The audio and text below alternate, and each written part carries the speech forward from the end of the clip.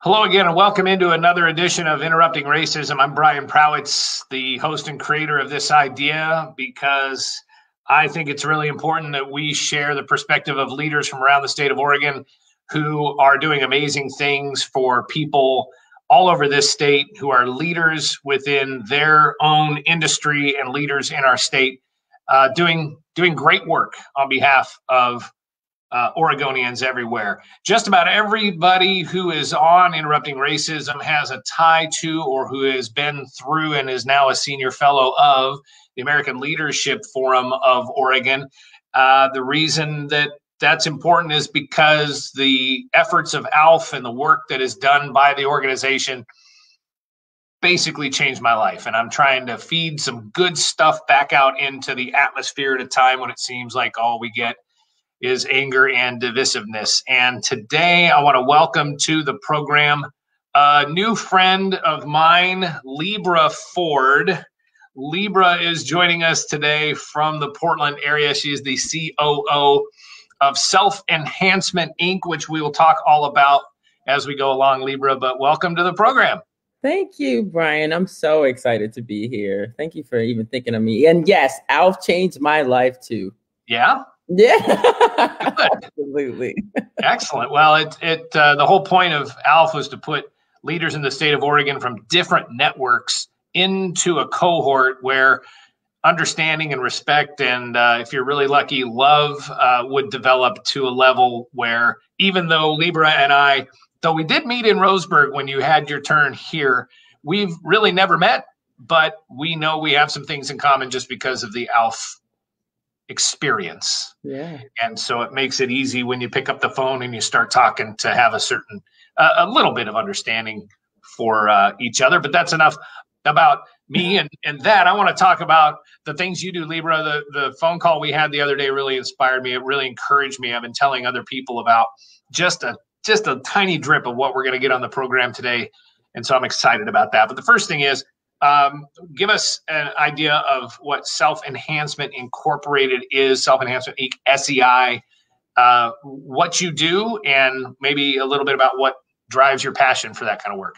Yeah, so Self-Enhancement Incorporated, which is also known as SEI, is a multi-service organization, nonprofit. We focus on Black youth and families, and we do it in 3 different ways. We do in-school programming, where we attach to students in 5 different school districts and make sure they cross the finish line with success. And then we do after-school programming, where we expose them to new opportunities, potentially creating our next leaders of the world. And then we have summer programming, and all of that is also done not without supporting their families, because we know that a child can only be successful as their family is. So we do wraparound services like housing and domestic violence support and utility support. So all of that encompasses the SEI family, and we do that for over 17,000 kids each year. Wow! And did you say African American children? You say kids of color? Who's the target audience for you? Our target audience is African American, Black children and families. One thing that was new to me in my experience with ALF was the discussion around how important it was for children to have teachers that look like them, culturally, ethnically, and the like. What is a little bit of an introduction to just that concept? Yeah, there's only 2% Black people in Oregon. And so our organization, being culturally specific, we usually are the representation in a school for a kid. Many times they're in a school and they don't see anyone that looks like them, maybe a couple friends. And what that does is it diminishes their thought that they can be successful. We mimic what we know. We mimic what is comfortable to us. In many other cultures, even though they're just as significant and just as important and valuable, if you can't see yourself in it, it's very difficult to see the value in your purpose and feel like you belong.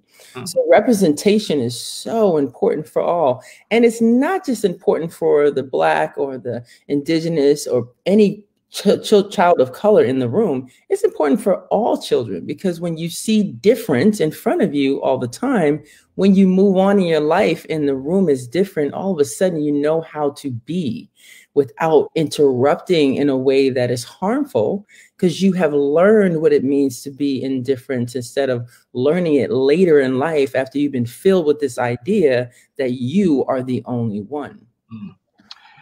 I relate to that. Well, I don't know how I can relate to that, because I think about that as in my own upbringing, in my own childhood. I had, I wanted to be a radio broadcaster. And so I had a guy, and I'm from Seattle. So Dave Niehaus was like my muse, right? Well, he was a white guy. And I don't know, other than athletes growing up, I don't know if I ever saw a person of color doing the thing I wanted to do. And I said, oh, I want to be that because of that person. Mm-hmm. But if you flip that around, it would mean the world to be able, and actually the people I mimicked to try to get into broadcasting, I tried to be just like them. And so, and also you can see it can be done. And I think you touched on that as well. It's like, I'm Black, I'm African-American, that person's successful in that. Let's say if you wanted to get into broadcasting and you see Ahmad Rashad or Bryant Gumbel or somebody like that, you go, oh, he made it. And it works as for women too. Right. Absolutely. So all representation is everything. And the thing that most people of dominant culture don't realize is the confidence of dominant culture comes from the fact that they have representation. That's the root of it. Everything is built on, well, yeah, of course I can do that. That's the concept, because that's all you see. Versus another child that looks different, it's never, of course, I can do that first until someone tells them that or guides them that way, because they just don't see it in the environment that they're in. Yeah. And I think about all the people that helped me along the way saying I could do it. And it really didn't matter. In my opinion right now, as we're talking about that, I don't think it mattered so much what skin color they had or what. It was just them saying, hey, you can do it. It wouldn't have mattered to me. It was that encouragement. But if it, in this situation, as you say, with the representation element. So anyway, that's really a huge part of it is marketing, right? So it's not even the intentional work of like a teacher representing you or looking like you or similar to someone in your family. It's also the marketing tool that's out there. Marketing has this way of convincing the mind that only a select few can do this, right? And even in your example about the broadcaster was someone that looked like you, but then there was all these Black basketball players. If you take a group of children, most of the Black children will probably lean towards the basketball players because that's what they see. That looks like my uncle, that looks like my auntie, that looks like people I know. I can do that, and they tell me I can. I don't know anything about that other side.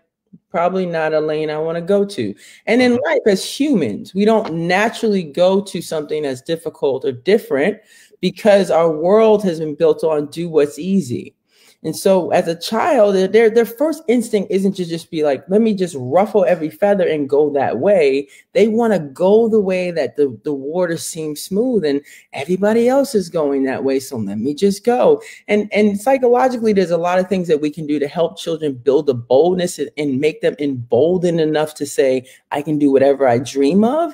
But that takes time. Marketing does not help us infuse the energy of boldness in all children because only a certain few are selected to be seen a certain way. Things are definitely starting to rotate and become different, and I'm excited about the things that I'm seeing on TV, but the imagery is just so important, and it infests the mind in a way that is just not helpful. I love having this conversation. I love having this conversation. I hope that people, by the way, we can see your comments here and we can share them as well. So if you have thoughts, please share them either on my personal Facebook page or the Interrupting Racism Streamcast, either on Facebook or YouTube. We love sharing those things. So many thoughts popping through my head. This is where this is where systemic racism begins to really show up as well, because you talk about kids wanting to naturally trend toward, okay, well, I mean, that door appears to be open, I'm going to go this direction. What doors are open? And we both agreed that ALF's changed our lives. I think my life started changing mostly when I started to say, I might be part of the problem. Like, am I part of the problem? Yeah. What? I mean, being able to just say that out loud and begin to explore that can give you a whole nother way of looking at everything and learning a ton. Yeah. Yeah. And the door opening example, I love that. History rotates in different directions. And sometimes what I've seen in my reflection on history, you have this time where the door opens, right? And then more people of color seem to get through, and that's what we celebrate, right? Because something significant happens because the door has opened, because usually if some type of civil unrest, you talk about the civil rights movement, then all of a sudden the door opens a little bit. You have a few who come through. We celebrate that as if things have changed, and the door shuts again. And then you have this other rotation of nothing happening. And then here we go again with civil unrest, and people get through again and we get excited. The key is that the door has to stay all the way open. In fact, we don't need doors, and we don't need walls, and we don't need windows or anything. People need to walk freely no matter what their skin color is. And that's where in this nation systems have been built where the doors are regulated by systems in a way that are harmful. They open and close based on what the system wants to allow, versus is just saying, you know what, we need this infusion of all in order for us all to grow, and not allow a system to break up this natural infusion of diversity. And I talked to you about this before. The 60s was a great time. It was a movement of the mind. People were writing things down. We had acts that were moved. We had, laws that were infused, and those were great things. But the reality is that nobody believed those laws. No one felt those laws. No one wanted to actually act on those laws. And they shut the doors after all those papers were signed. Now, here we are now on Black Lives Matter and the civil unrest during a pandemic, and the hearts are now involved because we're all impacted. We're all at home and we're all involved. And hopefully what I hope to see is that now that the mind and the heart is coming together, that maybe people can start really feeling the need for this diversity, feeling the need for a systemic racism to be broken up, and keeping doors open and shattering walls and getting rid of barriers. Because hopefully we're seeing the value of diversity. And I think maybe where that analogy starts to break down is for people who then, and everything right now is being politicized and weaponized, everything. So here you have this effort around Black Lives Matter. It leads to protests in Portland. It leads to people in my network in Southern Oregon to look at Portland, go look at that zoo. Why did that happen? Blame the governor, blame whoever you want. Like, look at the mess in Portland. Of course, the perception was that the entire city was on fire. Right. And while there were certainly dust ups, from what I understand, my friends in Portland say, yeah, there were places where that happened, but it wasn't total anarchy like some people were led to believe. No. You're laughing because it's like, No, I mean, it's comedy to me, right? Because people say, oh my God, Portland's on fire, or wherever else there were, political stand-ups, it's on fire. The reality is we've been on fire. Maybe it's not a literal fire, but anytime you have people being harmed based on a system, it's a fire. Now, we don't all see it. It's the same thing as like your house is on fire, and maybe if I'm the neighbor, I care. But if I'm 10 blocks away, I might look at the smoke in the sky, oh man, that's terrible, and keep it moving. The thing about the pandemic, you couldn't keep it moving. It's in your face. And this fire impacts all of us. And the reality is, when there's a fire in this country, if Black people, if Indigenous people, if people of color are on fire in systematic racism, we're all on fire. You can only hide for so long. It will impact you, whether it's the kid that is no longer being serviced and getting what they need because of their color of their skin, and now they drop out of school and they burglarize your house because they need something. We are all connected. And until we realize that, we will always be on fire. Always. That is powerful. And I wanted to just sort of sit there for half a second, because that's new information for some people watching this. Yeah. And I love that you brought it forward with the passion that you did. Yeah. Yeah. And I tell people all the time, your kid is my kid. You never know how my kid will impact you.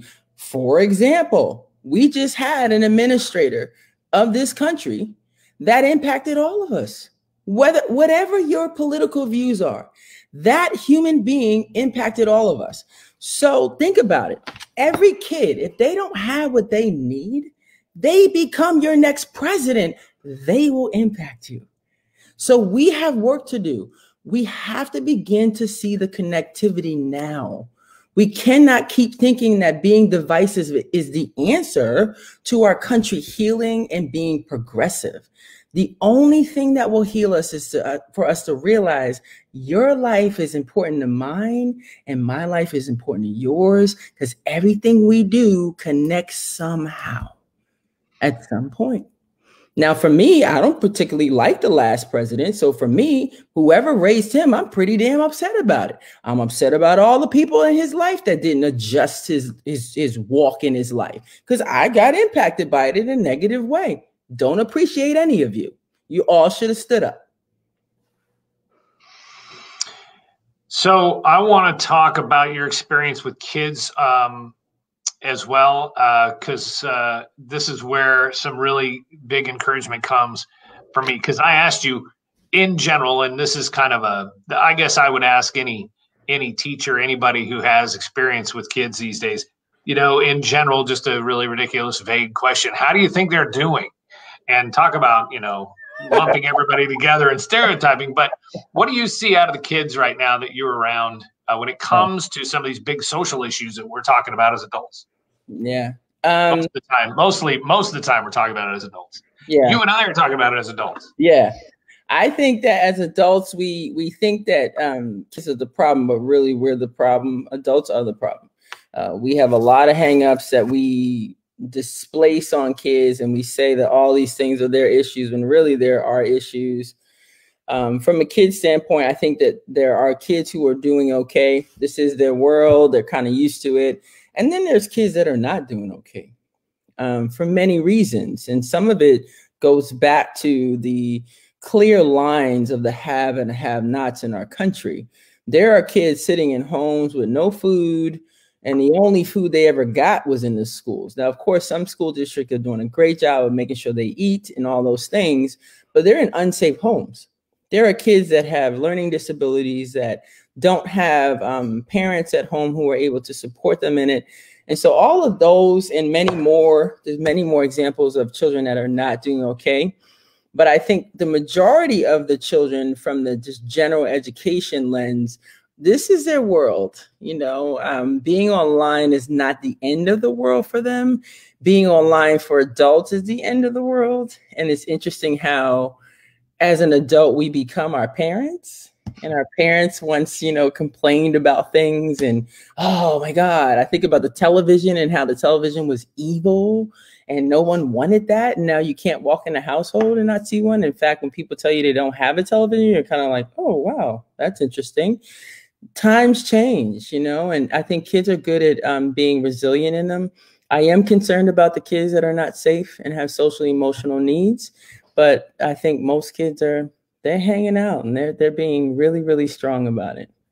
So Libra Forde is the COO of Self-Enhancement, Inc. So that would suggest the fact that you've described what you do at SCI would mean that the systems in place right now within the school district or even the ESD may or may not be meeting all the needs of those kids. Is you basically filling in a gap that exists? Yeah, so self-enhancement is always filled in this gap, right? I think that we fill in a social emotional gap. We fill in the needs of the cultural gap that school districts have never done a great job of doing. The pandemic and the closure of schools, I think, has exposed the gap in ways that are concerning for our nation. But I also think exposure is a great way to have change, because it's one thing to have an agency like Self-Enhancement that's been around for 40 years doing it, right? But we've been doing it in the dark. Many people don't know that we do it. Many people don't know how we do it. We get our own funding from most of it. But in all of that, no one really understood it, right? Where now you got this glaring light saying, whoa, schools are not sufficient for the whole child. So how do we make them sufficient for the whole child? And this, of course, is differently impacted for different cultural groups. But the fact is that the way that we've been educating kids for 100+ years has never changed. How could we take our most precious gems of our nation and teach them the same way we taught them 150 years ago and think that it's actually going to be effective? I think that's a little bit of a reach.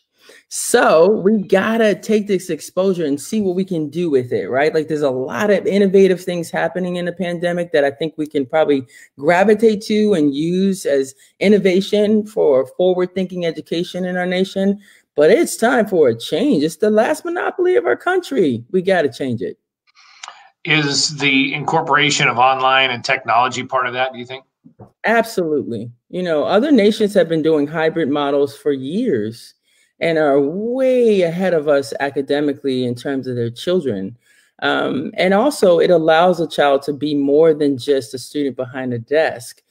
In Hawaii, I helped start a school, which was a hybrid model school. And one of the things that we knew was there's kids there who are beyond the desk. There were professional surfers who could not be in school all day. They needed to catch the wave. That's what they did. They still wanted to be educated. They still wanted to do all the things they had to do to get their diploma, but they deserved to be on the water. That was their purpose in life. And I think that us not being open to different education has also hindered our innovation in our country, hindered our ability to create just phenomenal leaders by just putting kids in a box and not allowing them to be their full self. Quite a bit of difference, though, right, between the model you described in Hawaii and what we're going through right now. Oh yeah, but we're moving towards a hybrid model in the state, in most states, right? Like it's a mandatory hybrid, so it's not based on a kid's specialty, but it's a way for us to at least see, could this be an option for the future of education? Not the only option, but a option. Yeah. So I think one of the places that's really interesting when it comes to online learning and our just the general state of the economy, and you talk about trying to reach underserved populations, whether that's a very rural, very poor white kid in rural Douglas County, or an underserved African-American child up in the Clackamas area, but how the combination of the need of technology, Wi-Fi, all that kind of stuff, it's not just an afterthought among us who take it for granted. There are so many people that wouldn't be able to even benefit from that because of how rural or how their socioeconomic status is. How do we bridge that gap? Yeah, I've heard of some really innovative things, though, in some of our rural counties here in Oregon. Like, we've put some internet in buses, and they've been parking in areas that have helped. I know that our legislative is really trying to work on how we improve access, not just for our kids, but adults, right? Like, there's so much about access now in the internet in everything you do. And so if you don't have that, it limits you no matter who you are. If you don't have access, you can't get to a lot of things in the nation right now. So we have a lot of work to do with that. I think there are some people who are on top of it. I think that some of the innovation that we've discovered during the pandemic is important, giving kids a hotspot, not making a poor family pay for it. The school district provides that. These are all examples that I think we should take forward. Like, we have to continue to do these things. And from what you said earlier, would you agree that the success or failure of those kids in rural Douglas County are as important to you as your kids that you meet with every day at SEI? Absolutely. And I would say the same thing I said earlier about the hybrid model. I don't think that it's the answer for all. But when I think about rural kids that potentially may need a job or want to work on the farm or work in the lumberyard during the day and be able to do school at night, absolutely. If that's their choice, they should be able to do that without feeling like I can't get a degree because it's either this or that.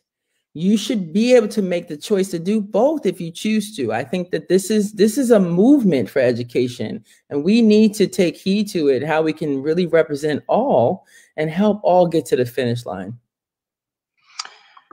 I'm having possibly a glitch in the matrix right now. My screen has frozen. I hope it pops back. I hope everything you just said and we're saying right now is okay. It's the first time this has happened. Uh-oh. But we might be crashing. We're talking just in case we are not crashing. I'm checking online to see if it's actually up and running. Let's see. Can you see me? Am I looking okay? Am I moving around on your screen or am I frozen? Let's see right now. No, we're talking. I see us. Yeah. All right. Well. Yeah. Okay. We'll keep going. Right, well, you're frozen, but I'm moving on the live stream. Oh, great. Can I be heard on the live stream? I can hear you right now. I don't know. Let's see. All right. We'll keep going. I'm afraid my browser's about to crash. You can be heard. Okay, good.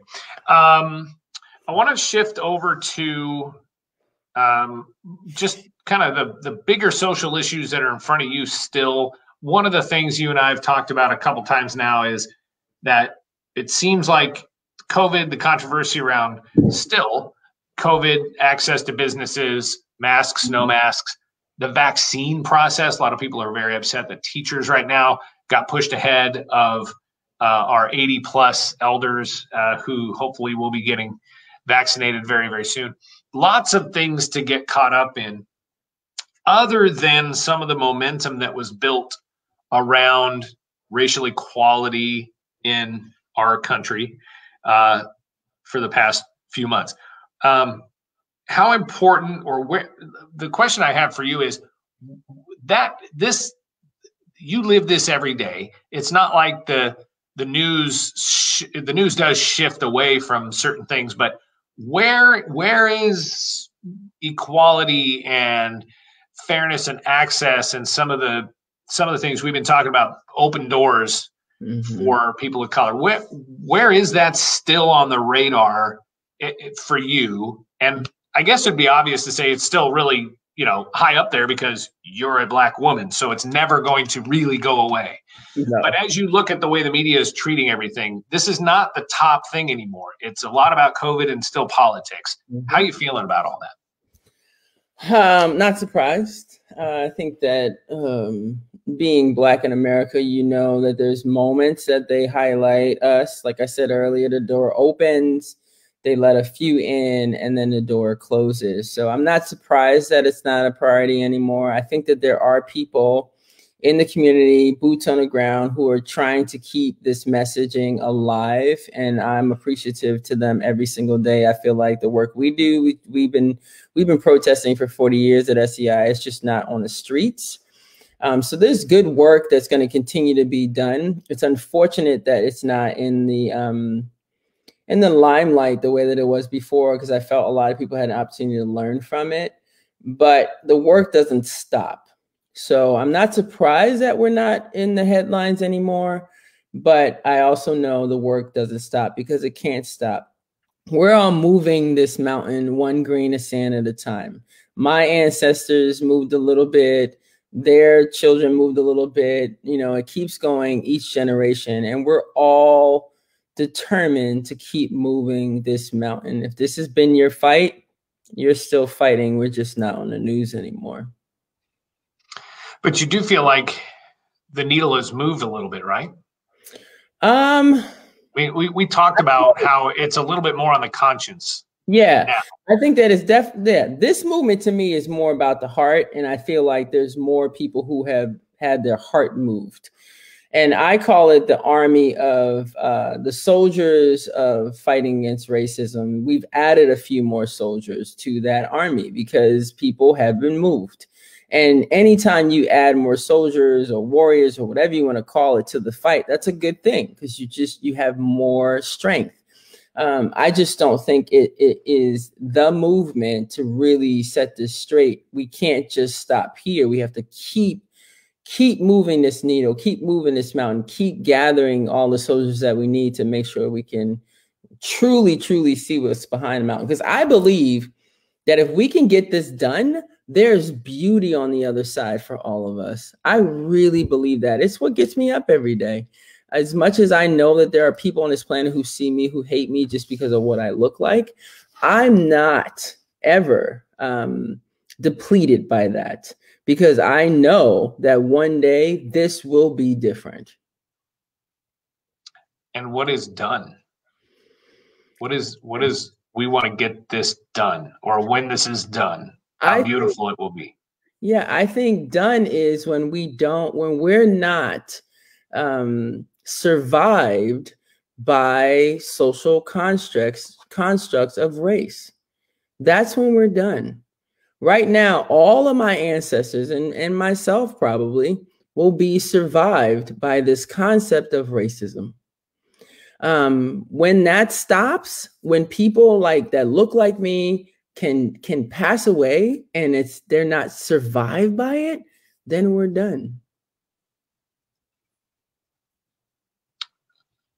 How do you measure that? How will you just know? I think that this nation will have a level of peace that it longs for. It's the moments that I will give an example. As Black people, watching my grandmother see Obama win a presidency, the look in her face of success, the peace in her voice, just a small moment. But that moment is what we long for. But for it to be continuous, like, wow, something has happened and everyone agreed and we're okay. We're not on fire. They're not killing us. This moment is beautiful for all of us. And that is, I think, the measurement. It's not a piece of paper. It's in the heart of, we all feel at peace. We all feel good. That's what equity is about. It's about no one feeling like they've been left out. That's what it's about. I think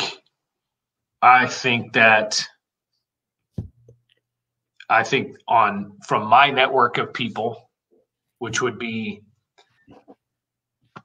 white people, but also that there are still people that would be threatened by what you just said. Absolutely. And I'm hoping more people who look like me and in my network would see that as also a beautiful moment of peace. Yeah. Well, I think the threat becomes a person's reality when they haven't recognized the beauty of all winning. We have a nation that has been built on only a few get to win, and we've been okay with that. The movement is that's not enough anymore. So the threat is really just moving away from what you know and all the comforts of that, right? That's just a very uncomfortable thing to do for anyone, Black, white, and indifferent. It's a very uncomfortable thing to do something that you don't normally do. But it also, in my experience, anytime I have really taken a leap of faith, I have found all types of messages in the mess. I have found growth. I have found peace. I have found opportunity when I do it differently. And I'm open to that instead of just, no, this is just how we do it. This is how we do it. Those things are harmful. And we can tell from our history that even if you have won in all those things, that's how we do it. If there are people who have been harmed, then even your win is really not a win. It's just not. And when we all can really feel that, like, oh man, I'm winning, but whoa, this whole county is losing. This doesn't feel good. When we can understand that feeling, then we win. I understand in America, it's the land of the, opportunity. And if you work hard enough, you do all that stuff sounds really good.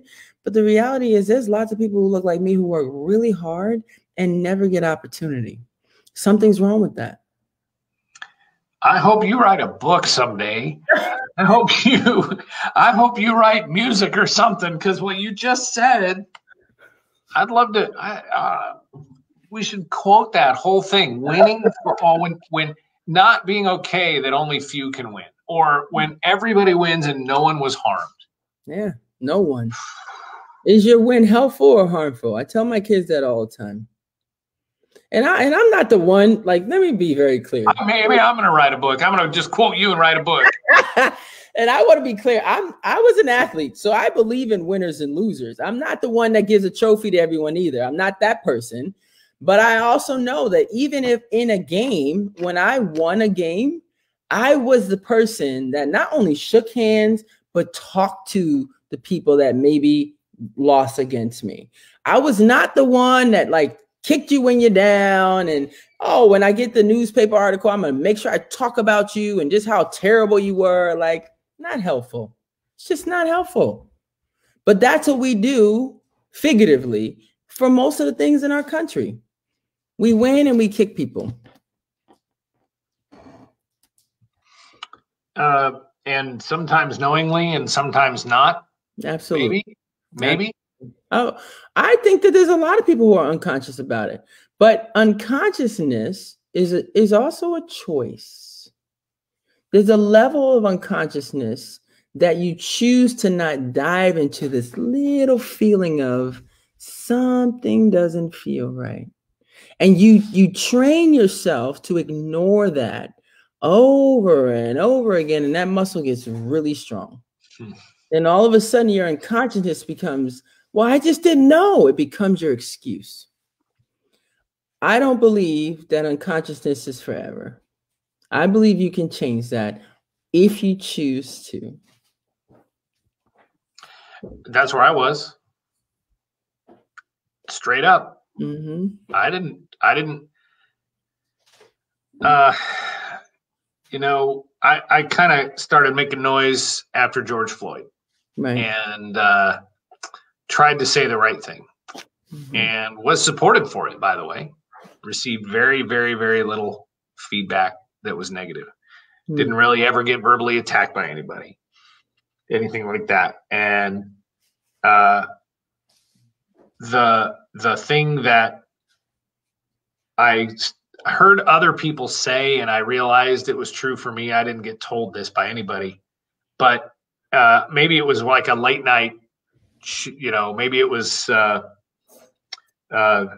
Jimmy Fallon or somebody who would have said something like, well, welcome to the party. Good job that you now see what's going on. And it might have even been my good friend Burke Nelson too, who said something along the lines of, I should not have to explain this again and again and again to my white ally friends because it's been so obvious for so long. Welcome. Yes, great.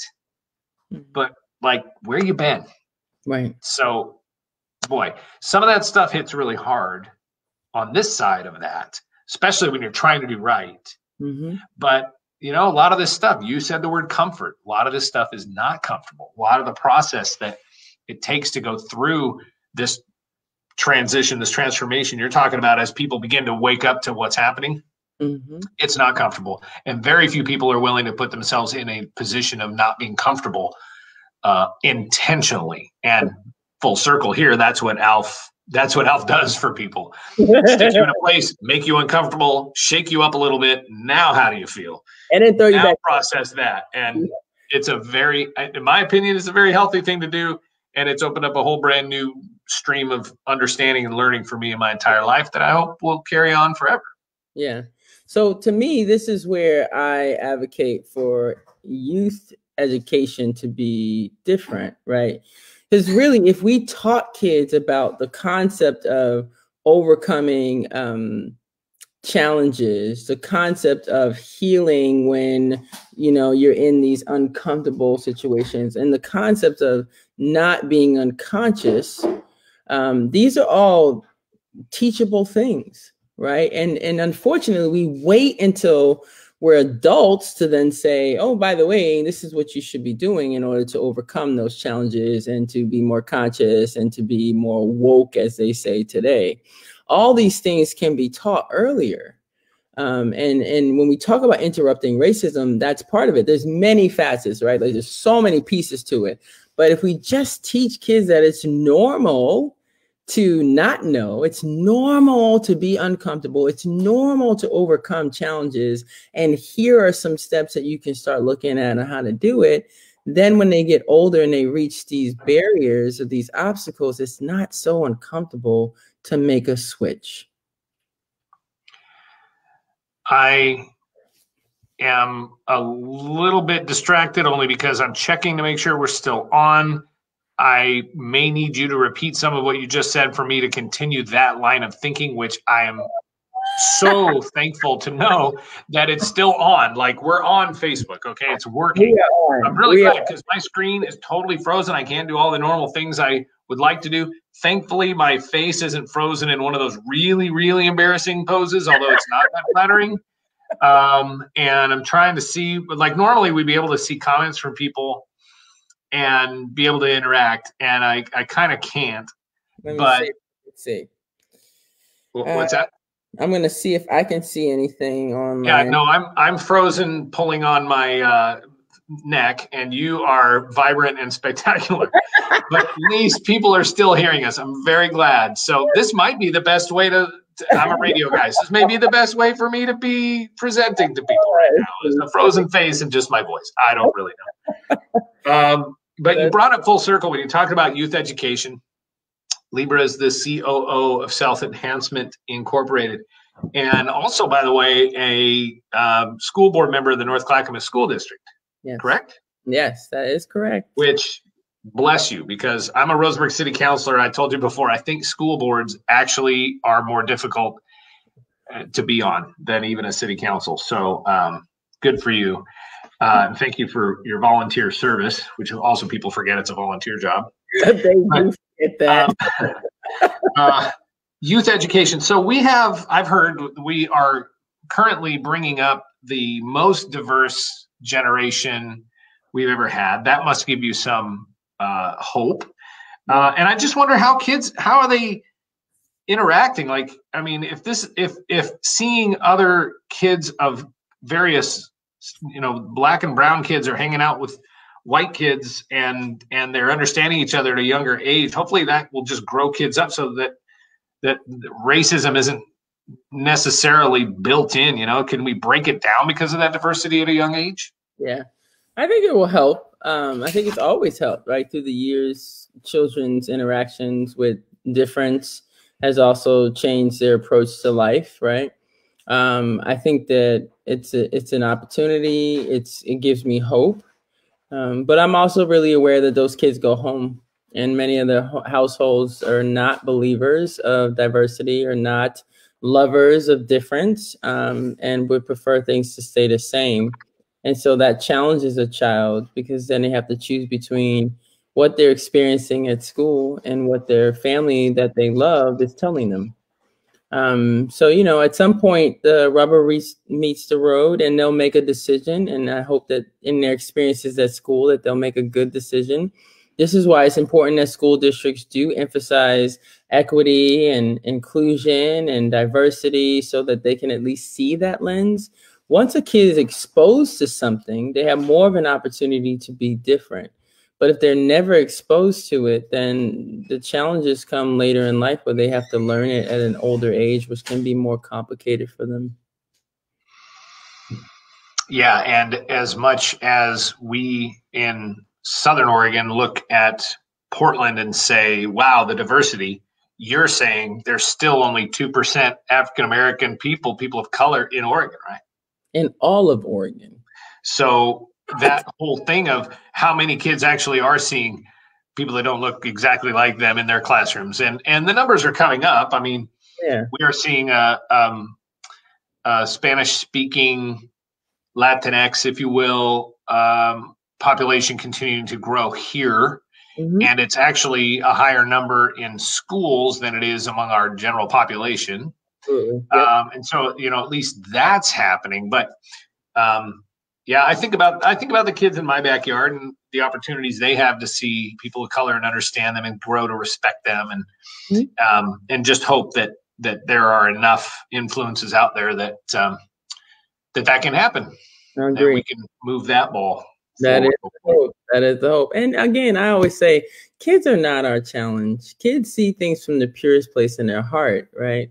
It's all of the experience that happened between childhood and adulthood, and the people around them that either fortify helpfulness and less harmful experiences or not, that really, really determine the outcome for that kid.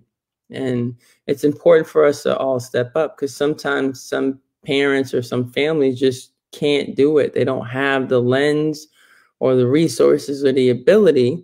And so it's important for us all to step in, because like I said, they may be your next president. So step up now. Final thoughts here. What kind of message do you want to get out? Maybe you just did right there. You've dropped massive knowledge. I'm gonna have to watch this and take notes to even understand. Which I had to do, by the way, with Between the World and Me. I had to read that and like make notes and put the book down and then come back to it later. If you haven't read it by Ta-Nehisi Coates, it's amazing. And everybody should read it. But same thing here. I feel like that much knowledge has been stuck in my head here, Libra. I love this conversation. What kinds of things do you want to sort of throw out there as we get toward the end of our conversation to feedback out there into the atmosphere among some of the things that we've talked about? Yeah. Yeah, it really comes down to one thing for me, and that is I would love for our world of humans to find a way to connect deeper with their hearts. I think that if we could just, as individuals, make that commitment, it would be that much harder for you to do crimes of the mind. And I just think that that's the beginning of it. As individuals, you have to do the work. You have to. And the work does not come from you going online and looking up things that fall within your algorithm, that whatever you've been thinking is just going to keep you thinking that. It takes really reflecting on your life and doing the hard work so we can stop committing these terrible crimes of the mind, which are harmful for our nation. It's very good. That's very good. Libra Forde, COO, Self Enhancement, Inc. It's been a pleasure to chat with you. Thank you very much for just the time and the time it took to just have these pre-conversations to get here. You can learn more about the work of Self Enhancement, Inc. at selfenhancement.org.